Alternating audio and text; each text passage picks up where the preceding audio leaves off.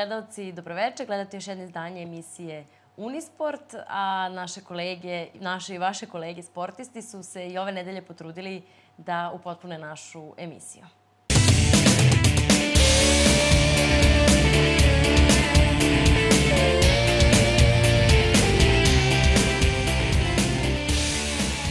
Kao i svake nedelje, i ovu emisiju počinjemo studentskim vestima. Odbojkaški kup u ženskoj konkurenciji pripao je odbojkašicama FON-a, nakon što su u finalu savladale ekipu Pravnog fakulteta rezultatom 2:1 u setovima.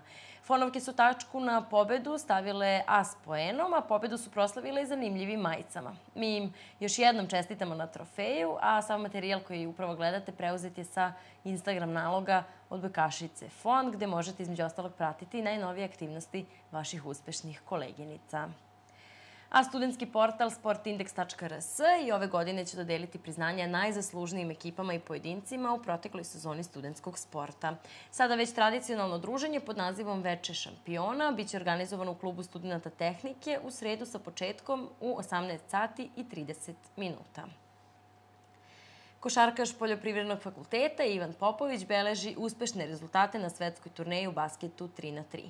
World Tour 3x3 počeo je u maju, a Popović je sa svojim timom Olimp na 6 turnira od početka sezona upisao već 3 pobede. Olimp je osvojio dekatlon turnir u Mađarskoj, 3x3 roda turnir na Beogradskom Kalemegdanu i Krajova streetball turnir u Rumuniji. Popovića i tim Olimp, nakon aktuelnog povratka iz Kine, gde su zauzeli 6. mesto, očekuje put u Cirih, gde će pokušati da nastave niz uspeha na World Touru koji traje do oktobra.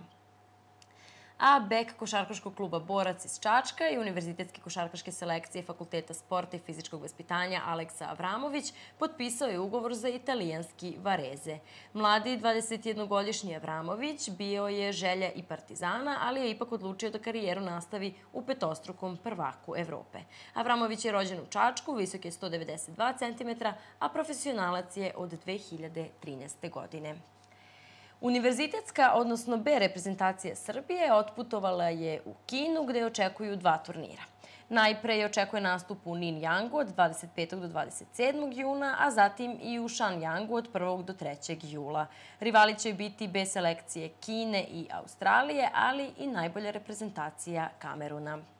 I pre nego što pređemo na međunarodnu studentsku sportsku scenu, jedan zanimljiv snimak u režiji prvog pleja ženske ekipe mašinca Maje Ljiljak pojavio se na društvenim mrežama. Naime, na snimku su zabeležene atraktivne asistencije sa saigračicom Lanom Jaramaz na treningu mašinki, od kojih se, kako je Ljiljak izjavila na našoj televiziji gostujući u emisiji Sport Index, treneri uglavnom hvataju za glavu. A Međunarodna univerzitetska sportska federacija uz podršku od strane UNESCO-a proglasila je 20. septembar Svetskim danom studentskog sporta i tim povodom objavila zvanični logo koji će svake godine pratiti niz sportskih i kulturnih aktivnosti koje je Svetska kuća studentskog sporta najavila. Više o tome u prilogu kolege Nikole Miloradovića.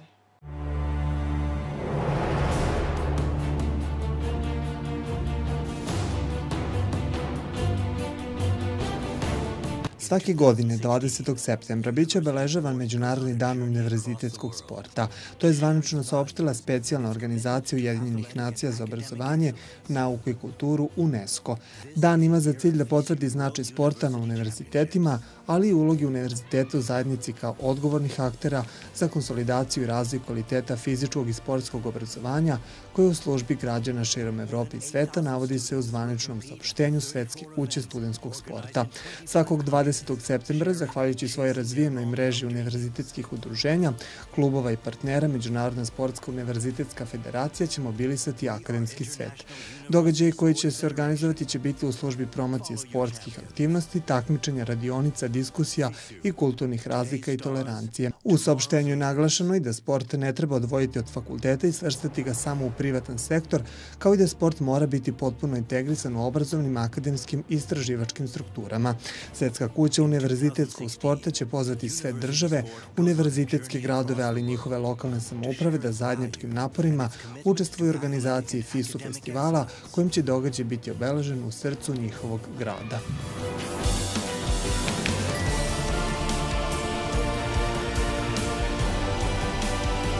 More than 8,000 students will compete at the 34 events organized in 25 countries, sharing and chasing their long-held dreams.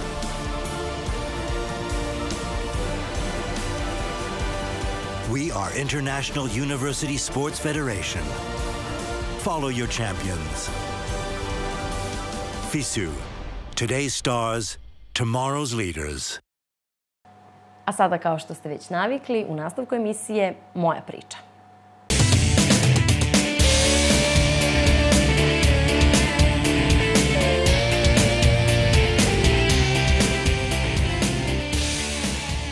Ćao, ja sam Milica. Ćao, ja sam Ivan i ovo je naša priča.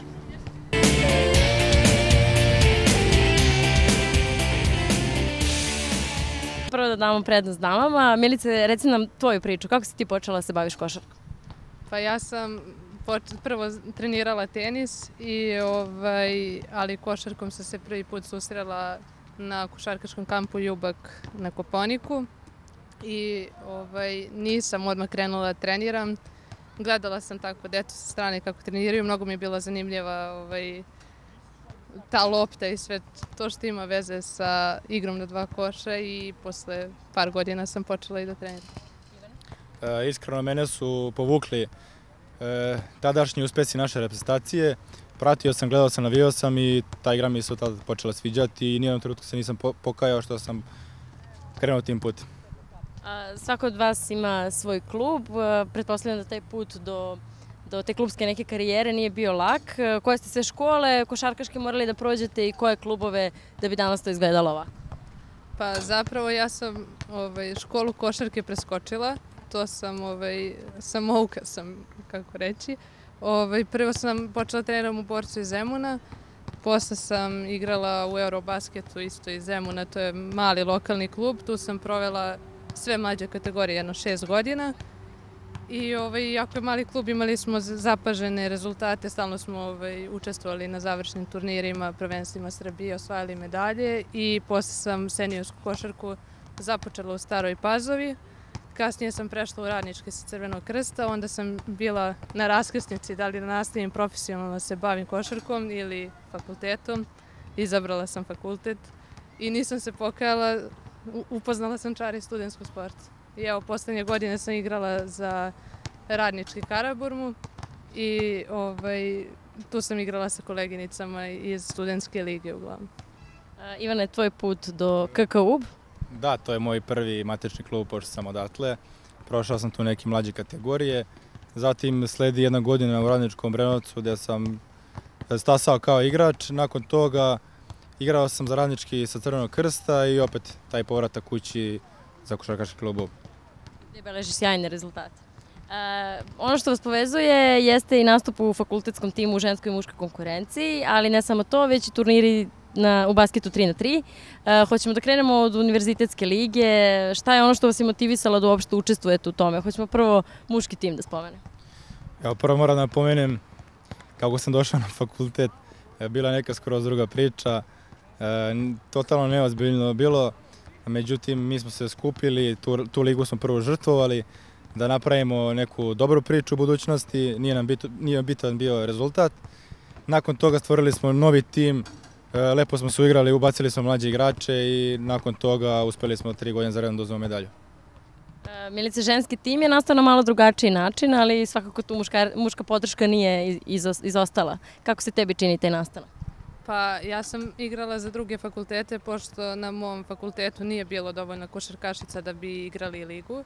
I onda sam u dogovoru sa muškim delom ekipe odlučila da napravim ekipu, ma šta bude, nebitno, da igramo. Međutim, imala sam veliki odziv mojih sadašnjih saigračica, sad nas ima baš dosta i mogu reći ovu prvu godinu što smo se takmičili da je veoma uspešno. Da ne bude da sve uspehe prepisujemo u muškom timu, hoćeš li da nam onako nabrojiš redom koje su vaši uspesi samo u ovoj sezoni? Pa u ovoj sezoni igrali smo sve turnire koji su mogli da se igraju u Srbiji, to jest u Beogradu. Prvo smo osvojili tu nezvaničnu ligu MLBB, posle toga smo bile druge na turniru Nastavi tradiciju, bile smo treće na Bestu. Onda smo igrali studentsku ligu gde smo osvojili 3. mesto i ove godine smo bile prve na bestu. Rekli smo da vas još povezuje i basket 3x3, odnosno ti vaši turniri. Hoćemo prvo malo o ženskoj konkurenciji koja je nekako tek ove možda godine stupila na pravu scenu koju ona zaslužuje. I sada smo počeli da igramo turnire u Srbiji koji su se od ove godine organizovali i sad već imamo neko znanje i trudimo se da se što bolje pokaže. Ivane, ti i tvoj tim Olimp ste od početka sezone, ako se ne varam, zabeležili 3 prva mesta od 6 turnira na koliko ste učestvovali. Sezona je počela u maju, tako da možemo kažemo da to odličan skor, jedino ako vi niste očekivali više.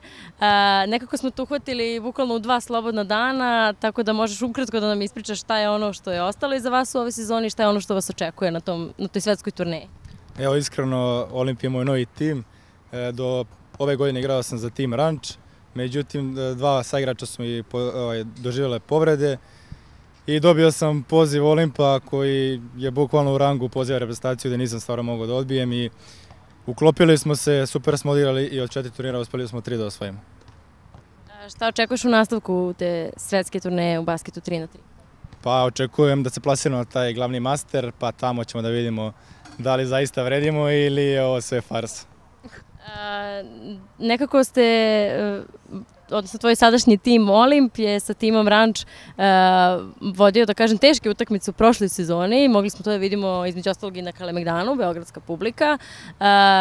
Kako danas gledaš na to rivalstvo? Hoće li se Ranč nekako oporaviti iz tih povreda? Pa nadam se sledeće godine da će 2 saigrača mi se vrate. Stvarno ne razmišljamo toliko unapred, bitna nam je ova sezona.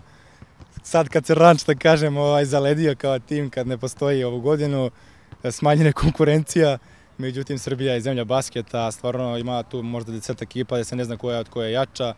Nikad ne može bude poznat pobednik unapred i očekujemo da možemo ove godine da uradimo nešto i tom srpskom turniru, završnici stvari.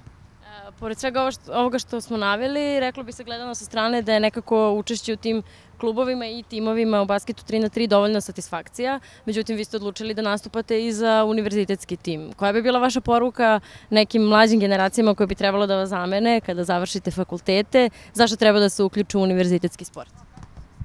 Pa treba da se uključe zbog toga što će upoznati više kolega sa fakulteta, možda koji imaju veće interesovanja, to jest slična interesovanja i lepo druženje, žurke, zezanje. Slažem se isto, druženje, vrhunsko, upoznavanja nova, učestvuješ u turnirima, putovanja i uvek ima tu nekog izlaska posle toga, uvek se to nešto lepo kruniše na kraju.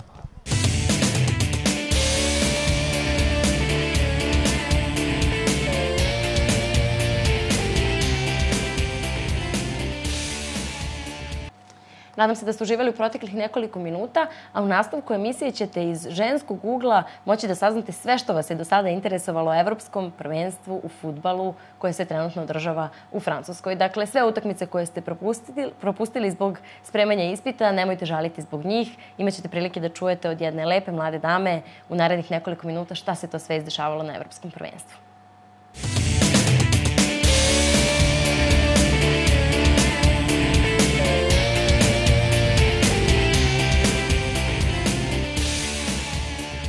Aktuelno evropsko prvenstvo u fudbalu u Francuskoj za neke još uvek nije počelo. Kažu da će početi tek osminom finala. Za neke entuzijaste uveliko traje, a za nas koji smo u jeku spremanja ispita i ispitnih rokova ostalo je mnogo neodgledanih utakmica. Za sve vas koji ste nešto propustili i za sve vas koji mislite da će evropsko prvenstvo tek početi, analizu i retrospektivu dosadašnjeg takmičenja uradit će u našoj emisiji Jovana Guzijan, voditeljka i novinarka TV Arena Sport. Jovana, dobro nam došla u Studentski grad i hvala ti što si izdvojila vremena. Bolje vas našla, hvala na pozivu. Hoćemo li krenuti grupu po grupu da vidimo šta nas je iznenadilo, šta nas je uspavalo na ovom evropskom prvenstvu?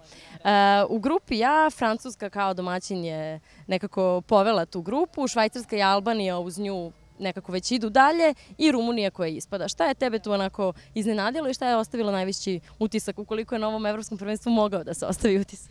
Pa moj neki utisak ovog evropskog prvenstva, ja stvarno moram da kažem da često su mi utakmice Super Lige Srbije interesantnije nego ove što gledamo sad u ovom početnom delu, da tako kažemo, evropskog prvenstva.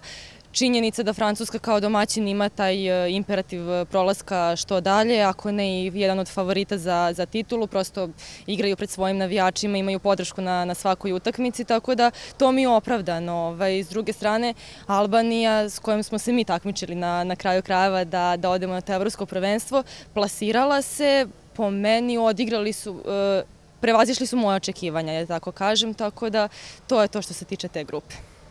U grupi B Vels vodi, Engleska odmah zatim i Slovačka je uz njih i Rusija. Možemo da kažemo da se od Rusije nekako više očekivalo? Da, po meni je Rusija možda i najveće razočarenje ovog evropskog prvenstva. Definitivno se mnogo više očekivalo i oni su imali zavidnu podršku isto tamo što je u svakom slučaju za pohvalu i mogli su da iskoriste to na mnogo bolji način, a opet s druge strane u grupi u kojoj imamo najveće razočarenje i najveće iznenađenje ekipu Velsa koja prvi put učestvuje na evropskom prvenstvu, ako se ne varam, i evo na prvom je mesto u grupi. Vidjet ćemo kako će oni nastaviti nakon ove grupne faze. Grupa C, Nemačka sa 7 bodova, Poljska takođe sa 7, Severna Irska 3 i Ukrajina sa, nažalost, po njih 0 bodova. Kako komentarišeš ovu grupu? Nekako su Nemci tu opravdali svoje očekivanje. Jeste, pa Nemci su i aktuelni svetski šampioni, tako da od njih se stvarno očekuje mnogo više. Meni je žao što ne gledamo malo lepši fudbal sa više golova, što mislim da bi oni mogli da nam pokažu. A u toj grupi isto imamo iznenađenje, ta Severna Irska koja je napravila opet dobar rezultat i prijatno iznenadila. Naredna je Hrvatska prva u grupi D, Španija odmah za njima sa 6 bodova, Turska sa 3, Češka koja će verovatno ispasti. Nakon ove grupne faze, hoćemo li da krenemo tog hrvatskog tima koji nas je nekako sve kupio na ovom evropskom prvenstvu? Jeste, baš jedno isto veliko prijatno iznenađenje. Hrvati nemaju loš tim, oni imaju jako dobre igrače, jako dobre pojedince u svom timu, međutim, ja ne pamtim sad neki baš wow bitan rezultat, barem ne onoliko koliko ja pratim ove fudbal na nekom ozbiljnijem nivou. Gledala sam utakmicu kada su igrali protiv Španije, najrealniji rezultat mi je bio nerešen, međutim napravili su stvarno veliko iznenađenje, tako da možda i najveće na ovom prvenstvu, da jedna Španija koja je isto po meni favorit za titulu, ako ne barem da se plasira u te prve 4 ekipe, da je izgubila od Hrvatske, to mi je onako baš iznenađenje bilo. Da, nekako se Hrvatima vratila ta sreća posle onog incidenta sa, nažalost, navijačima sa tribina, pa možemo da kažemo da su to zasluženo osvojili ta 3 boda. Sledeća grupa je grupa E, Italija je prva, Belgija odmah za njima sa samo, možemo za Belgiju da kažemo samo 3 boda i Švedska i Irska sa po jednim. Da, pa ja sam fan italijanske reprezentacije, to moram da kažem, jako volim i tu zemlju i sve što ima veze sa njom, tako da gledala sam, ja mislim, prvu ili drugu njihovu utakmicu na ovom prvenstvu i po meni možda i najbolji fudbal da su oni prikazali tada, najkreativniji, da su se najviše borili na terenu, ali opet nekako ti golovi izostaju, mali je jako prosek, a mislim da takve ekipe i takve reprezentacije mogu mnogo više. Možda će pokazati više u nastavku prvenstva i poslednja grupa, Mađarska je prva, Island i Portugal sa po 2 boda i Austrija sa 1. Da li je Mađarska to iznenađenje donekle prijatno, a Portugal možda čak i neprijatno? Tu sam grupu iskreno najmanje ispratila, odgledala sam Portugal možda 1 ili 2 puta, slagaću sada. Mislim, dobro, oni imaju Cristiano Ronalda, izvučen pojedinac od kog se najviše očekuje, ali on po meni na tim utakmicama i najmanje pokazuje. Ne znam sada da li je to zbog toga što je tek prva ta faza, da se čuva možda za nešto kasnije, ali više sam očekivala od te reprezentacije. Dobro, nažalost ne možemo da komentarišemo našu reprezentaciju na ovom prvenstvu. Da li misliš da ćemo moći da radimo analizu utakmica naše reprezentacije na svetskom prvenstvu sada sa Muslinom na čelu? Pa ako mi ne verujemo, onda niko drugi neće verovati. Tako da, ja kažem, kogod je dolazio na mesto šefa stručnog štaba, to je selektora reprezentacije, svi su verovali, svi su davali podršku, ali na kraju se to uvek nešto ispostavi, ide, ne ide, igrači hoće, neće, tamo, vamo, tako da, ne znam, po meni je Muslin u ovom trenutku da čovek koji može da ima autoritet, koji ima pre svega veliko ime i jako veliku karijeru i dosta dobre rezultate iza sebe, tako da mislim da je reprezentaciji pre svega potreban dobar psiholog u ovom trenutku, da ih vrati malo na taj neki pobednički niz, pa tek onda dobar stručnjak i dobar trener. Jer mi generalno kao reprezentacija, mi imamo na svakoj poziciji jako dobrog igrača, jako zvučna imena koji igraju u mnogo jakim ligama po Evropi i po svetu, tako da oni znaju šta treba da rade, samo treba neko mnogo dobar ko će to da uklopi. Nedavno smo, da kažem, proslavili godinu dana od osvajanja šampionske titule na svetskom prvenstvu kada govorimo o mladoj reprezentaciji. Nekoliko igrača će se naći i u reprezentaciji koja će se boriti da ode na svetsko prvenstvo. Koliko misliš da će njihov taj šampionski mentalitet donekle uticati na timski duh? Oni su mladi, željni su dokazivanja, tako da je to ono prvo što bih ja možda izdvojila kao pozitivnu stvar i mislim da opet s druge strane mora prosto na svaki taj neki kvalifikacioni ciklus mora da se ubaci barem 2-3 nova igrača koji će da podmlade tim, koji su neka perspektiva srpskog fudbala, jer ne mogu oni sada da bude reprezentacija sa generacijom koja je aktualna već koliko 2-3 godine, da se ne dovodi niko novi, jer prosto šta će biti kad jedan Bane Ivanović, Matić, Kolarov, kad oni odu u penziju. Mora da bude neko ko će biti tu, ko će trenirati sa njima, ko će biti upoznat u sistem rada sa reprezentacijom i da onda oni kada odu da će moći na adekvatan način da ih zameni. Košarkaška reprezentacija Srbije je na neki način učestvovala na Evropskom prvenstvu u fudbalu, pošto se trenutno nalazi u Francuskoj i odigrali su taj prijateljski meč sa njima. Sledi nam kvalifikacioni turnir za Rio. Da li ti misliš da nemam nikakav izgovor da ne prođem? Nema, po meni je naša košarkaška reprezentacija uvek favorit, ne samo da se plasira na neko takmičenje, nego da ga i osvoji. Ako ne osvoji, onda u najmanju ruku očekuje medalju, tako da tu nema opravdanja nikakvog. Hoćemo li da probamo da licitiramo kada govorimo o medaljama, a pretpostavimo da će naši košarkaši otići u Rio, da probamo da licitiramo šta misliš koliko će naši sportisti doneti medalje iz Rija? Pa nekako istorija pokazuje da nam je atletika uvek najuspešniji sport, ima dosta disciplina i nekako su atletičari najuspešniji do sada, vraćali su se sa najvećim brojem medalja. Sad, da li je to zbog manje konkurencije ili zato što su pojedinci pa mogu pre da dođu do izražaja, to je sad pitanje, ali u svakom slučaju oni su ostvarivali u stvari najveći uspeh i mislim da se od njih to očekuje i sada, od košarkaša jedna od prva 3 mesta. Jovana, hvala ti puno što si bila deo naše večerašnje emisije. Nadam se da ćemo imati još puno tema, pogotovo kada govorimo o fudbalskoj reprezentaciji i da ćemo se opet videti. Hvala vama puno.